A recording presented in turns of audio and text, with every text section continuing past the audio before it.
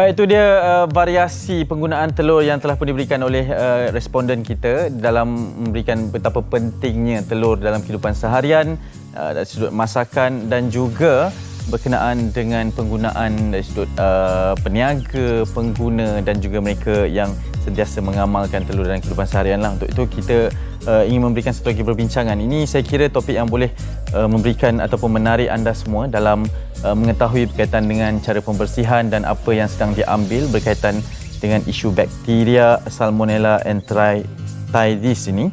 Dan untuk itu kita ingin bersama dengan Datuk Dr. Nurlizan Muhammad Noor, Ketua Pengarah Perkhidmatan Veterina berkaitan dengan isu yang membabitkan keselamatan dan juga kebersihan telur ini, telah pun bersama dengan saya di panggilan video pada ketika ini. Assalamualaikum Datuk.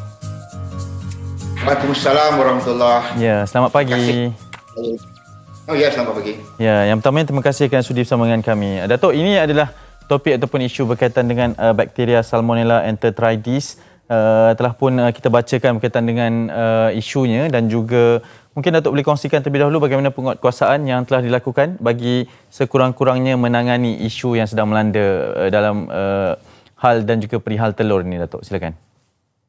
Ya, Fikri, untuk makluman semua sebenarnya di Jabatan Perkhidmatan Veterina kita ada program surveillance penyakit haiwan kebangsaan yang kita laksanakan, kita pantau semua ladang-ladang ternakan yang ada di Malaysia, termasuklah ladang ternakan unggas iaitu ladang ternakan ayam dan itik.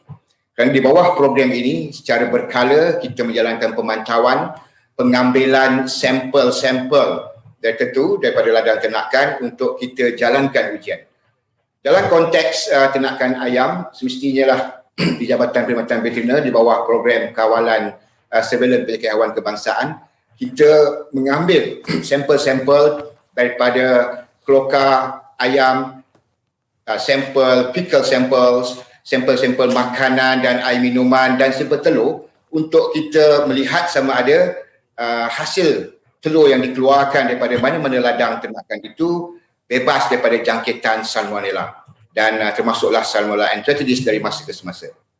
Di samping itu, jabatan juga ada membangunkan SOP ataupun guideline untuk rujukan semua ladang-ladang ternakan di bawah program Salmonella unggas kebangsaan secara self-regulated, terutama ladang-ladang ayam besar, untuk mereka memastikan pertama, mereka mengamalkan ladang ataupun pengamalan pertenakan yang baik untuk memastikan bahawa bukan sekadar kaedah pemeliharaan tetapi juga persekitaran, peralatan, air minuman, makanan yang mereka gunakan untuk ternakan ayam dan juga hasil yang dikeluarkan adalah dalam keadaan yang terbaik mengikut amalan peternakan terbaik dan menjaga biosecurity ladang mereka.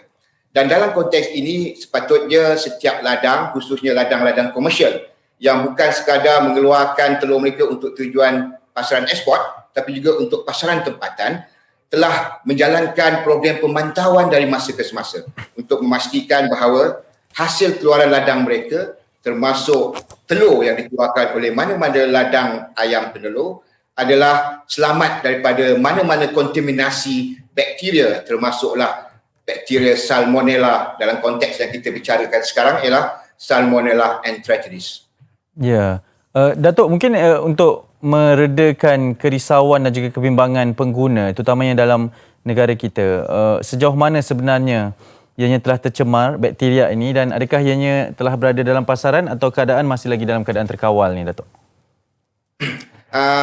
Fikri, ya, untuk soalan ini saya ingin mengambil maklum bahawa daripada program pemantauan yang dijalankan setiap tahun memanglah kita akan dapati dalam kadar 1 hingga 1.1% telur-telur yang dikeluarkan oleh mana-mana ladang ternakan ayam penelur adalah terjangkit ataupun tercemar dengan Salmonella enteritidis. Dan untuk mana-mana ladang yang telah kita kenal pasti, kita akan buat trace back kepada sumber dari mana telur itu diperolehi di ladang yang berkenaan. Pegawai kita akan turun untuk membuat pemantauan dan pengambilan sampel sekali lagi untuk menentukan supaya telur-telur yang masih ada ataupun yang telah pun dikeluarkan di pasaran adalah bebas daripada jangkitan Salmonella Enteritidis. Ya. Sekiranya kita dapati bahawa di mana-mana flock dalam ternakan ayam ni sebenarnya dia banyak flock, dan mana-mana flock yang telah tercemar dengan Salmonella Enteritidis, kita akan memastikan supaya pihak ladang memberikan kerjasama dengan Jabatan Perkhidmatan Veteriner supaya telur-telur ini tidak dipasarkan di pasaran terbuka. Sebaliknya, mereka perlulah menghantar kepada loji untuk menjalani proses pasteurization ataupun pengeluaran telur pasteurized liquid eggs sebagai contohnya. Dan untuk flock, sekiranya dengan peningkatan pengamalan peternakan yang baik, kaedah pengendalian bukan sekadar ayam tapi juga pengendalian telur daripada sangka ayam sampailah kepada grading bilik penggredan mereka, sekiranya kita dapati bahawa keadaan pencemaran Salmonella Enteritidis pada mana-mana flock ternakan ayam itu sudah tidak boleh dikawal ataupun tidak boleh diselamatkan, kita akan mengarahkan supaya that particular flock dimusnahkan. Inilah konsep ataupun sistem pengamalan yang kita amalkan selama ini. Ya, Datuk sangat jelas sebenarnya penjelasan yang diberikan. Terima kasih banyak-banyak. Diharap agar segala isu ini dapat dikawal dengan baik dan pastinya segala langkah telah pun diambil oleh kerajaan kita terutamanya dan pihak Kementerian Kesihatan dalam memastikan bahawa pencemaran bakteria ini dapat dikawal sebenarnya. Datuk, sekali lagi terima kasih banyak-banyak ke studio bersama kami.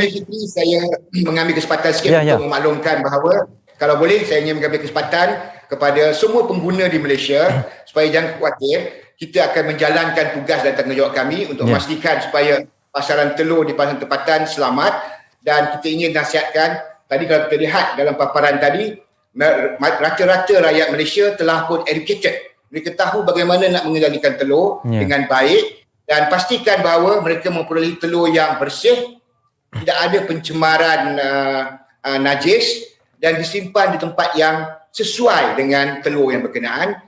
Dan seeloknya setiap telur itu dimasak dengan sempurna kerana seperti mana kita sedia maklum, Salmonella Enteritidis ini akan termusnah pada suhu yang tinggi, iaitu sekurang-kurangnya pada tahap 71 degree Celsius. Ya, baik, itu satu peringatan dan juga nasihat yang sangat baik. Datuk, terima kasih banyak. Datuk Dr. Nurlizan Mohamad Noor, Ketua Pengarah Perkhidmatan Veteriner, atas perkongsian bersama dengan kita.